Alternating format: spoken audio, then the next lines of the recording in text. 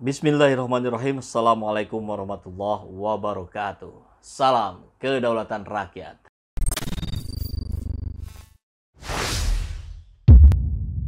Sahabat semua, sudah lama ya kita nggak lihat di berbagai media mainstream maupun yang non mainstream sosok Ngabalin. Nampaknya dia dikunci dulu kemarin-kemarin ya, di kerangkeng. Atau istilahnya itu terlalu kasar kalau kerangkeng. Ya diminta untuk tidak bicara dulu lah barangkali ya. Tapi nampaknya sekarang sudah mulai diperbolehkan untuk keluar berbicara ke publik. Dan seperti biasa, setiap kali di orang ini berbicara, maka yang muncul adalah makian. Jadi kalimat yang disampaikan oleh Said Didu memang rasanya tepat. Ini pemaki dari istana. Kita lihat dulu deh apa yang terjadi di TV One, proses debat seorang Ngabalin dengan luar biasa ya. Ini bahasanya Diolipa sampai ini Ngabalin itu kesurupan. Ya bicaranya memang seperti yang sama sekali tidak ada kendali. Padahal dia adalah KSP. Dia bekerja di KSP, kantor staf presiden. Artinya apa yang dia sampaikan itu mewakili presiden. Nah, kok seperti ini caranya? Mengerikan sekali. Pemaki-maki, kerjaannya memaki-maki seperti orang kesurupan, sama sekali tidak layak menjadi orang yang mewakili seorang Presiden Jokowi. Tapi kok dibiarin? Aneh juga ya. Ini citra pemerintah makin rusak gitu oleh satu orang ini. Ya, kita lihat dalam diskusi itu sebetulnya sedang membahas tentang rekonstruksi Sambo. Tapi akhirnya jadi tidak membicarakan konten. Gitu. Akhirnya menjadi saling serang yang tidak jelas. Tidak ada maknanya, tidak ada faedahnya. Memang rugi sekali negara ini punya satu orang Ngabalin ya. Padahal dulu sekali. Ini ada tayangan sebentar lagi kita tampilkan. Dia begitu menggebu-gebu menunjukkan peran pentingnya Islam Syariah. Bahkan di belakang layarnya ada tulisan HTI. Tapi hari ini berkebalikan.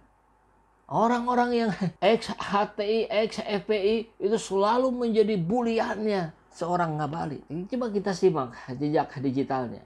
Jadi bullshit lah bicara tentang kemerdekaan Republik ini kalau kita tidak menggunakan, menari secara utuh konsep-konsep ilahiyah yang harus diterapkan di Republik ini. Dan antum percaya, sebagai bangsa Indonesia dan sebagai umat Islam, menangis kita punya batin, sedih kita rasa, kita tidak bisa berbuat apa-apa di Republik yang tercinta yang begini besar.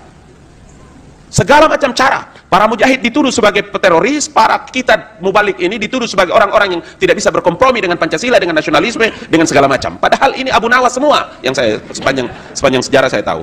Artinya kan kami ini juga bukan orang tidak tahu pemerintahan dan tidak tahu politik dalam dan luar negeri Indonesia kan. Karena itulah saya pikir, kalau kita setuju dan tidak setuju, tetapi kalau bicara tentang bagaimana daulah yang kita sebut dengan Indonesia ini, tidak ada cara lain Pak. Sampai mampus antum butuh teori, tidak akan mungkin bisa antum temukan teori itu kalau kita tidak menarik utuh. Bohong dan terlalu menipu dan membohongi dan kezaliman, kalau kita tidak bisa bicara dan menarik konsep-konsep ilahiyah dan kita sebut dalam konsep syariah itu dalam menyelesaikan persoalan bangsa ini. Saudara zalim dan terkutuk kepada Allah Subhanahu wa Ta'ala. Wah, luar biasa sekali ini. Dia mengatakan Anda zalim dan terkutuk kalau tidak menggunakan konsep-konsep ilahiyah dalam menyelesaikan persoalan-persoalan kebangsaan. Itu dulu keren sekali. Tapi sekarang berubah haluan, berubah pula dia sasaran targetnya ya, sasaran serangannya. Dia malah berbalik menyerang orang-orang yang tempo hari dia perjuangkan. Ya sosok Ngabalin barangkali bisa dilengkapi juga dengan Ruhut Sitompul gitu ya, orang-orang yang kutu loncat. Gitu. Dia menginuk pada siapa yang berkuasa, kemudian memaki-maki oposisi. Begitu caranya. Bahkan kita ingat, dia pernah berkampanye untuk Prabowo Subianto dengan menjelek-jelekan seorang Joko Widodo. Dengan cara-cara yang tidak etis, jauh dari elegan. Kita saksikan. Kata Presiden Soekarno, jangan memilih presiden pemimpin yang dipuja dan dipuji oleh asing. Karena kalau dia terpilih, dia akan menggunakan kekuasaannya untuk menipu rakyat Indonesia. Kata bilang Ali Mukhtar Ngabalin yang bilang, Republik ini terlalu luas, harus dipimpin oleh orang-orang yang kuat, orang-orang yang sehat. Tidak boleh gizi memimpin Republik ini.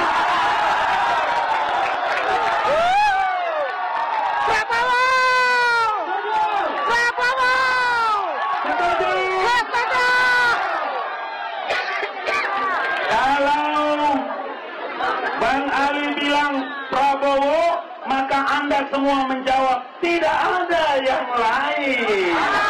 Prabowo, tidak ada yang lain. Tidak ada yang lain. Prabowo, tidak ada yang lain.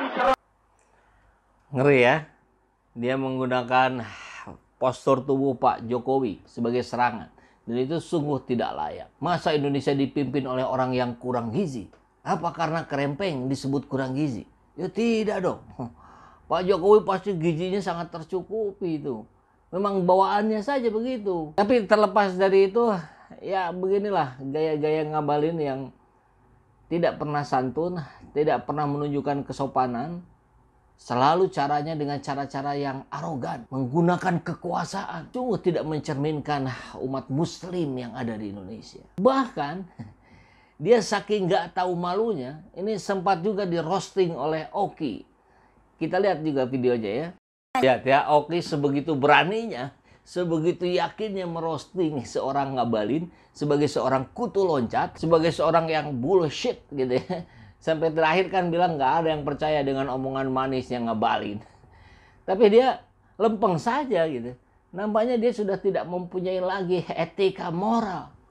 Padahal itu yang harus dijunjung dalam politik di Indonesia. Itu yang menunjukkan budaya ketimuran kita. Tapi kalau begini caranya, mewakili presiden loh bicaranya. KSP, kantor staf presiden. Atau sudah dipecat? Wah, saya kurang tahu kalau soal itu ya. Ini kan seperti binatang piaraan apa gitu ya, yang kerjanya terus gitu, menggonggong gitu. Kalau belum dihentikan oleh yang punya, dia nggak berhenti-berhenti. Yang begini disebut tenaga ahli KSP. Kan ini sungguh tidak masuk di akal publik. Tapi sebetulnya dia orang yang berhasil ya. Apa-apa yang dia sampaikan selalu berhasil menarik orang-orang yang dia ingin cantoli. Kan begitu ya. Kan beda dengan para buzzer tuh. Siapa? Ade Armando, Eko Kuntadi, Abu Janda, Denny Siregar. Itu mengais-ngais bicara memecah belah persatuan Indonesia, memecah belah umat, tapi nggak dapat jabatan itu. Kalau dia dapat, keren. Ya kita tunggu aja nanti 2024 dia nyantol kemana tuh.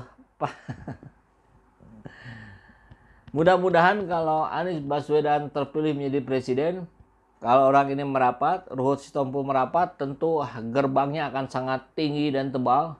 Tidak mungkin kedua orang ini masuk, dan tentu dengan rombongan-rombongannya ya. Saya yakin seorang sosok Anies Baswedan bukan orang yang mudah dijilat. Alhamdulillahirrahmanirrahim, saat ini banyak sekali sahabat-sahabat dari Saiful Zaman Channel yang menjadi patron dari kegiatan ini. Yang mendukung, yang mensupport dengan berbagai cara. Luar biasa. Via WhatsApp, via grup, via media sosial lainnya. Bahkan tidak sedikit yang kemudian mendonasikan uangnya untuk perjuangan kami di medan dakwah ini. Ya jelas hal ini sangat membantu keberlangsungan channel ini karena kebutuhan pun kemudian bertambah. Tidak bisa lagi ini dikerjakan oleh 1-2 orang. Kita harus merekrut lebih banyak orang. Dan itu jelas membutuhkan dana yang tidak kecil. Nah, oleh karena itu buat sahabat-sahabat semua yang terus mendukung kami, doakan juga kami untuk mampu istiqomah, untuk mampu terus menyuarakan dan menggemakan suara hati rakyat. Dan seperti biasa, bagi yang ingin membersamai kami dengan membantu operasional channel ini, sahabat bisa mendonasikannya ke nomor rekening yang ada di bawah sini. Dan silakan untuk mengkonfirmasikannya ke nomor yang ada di sini.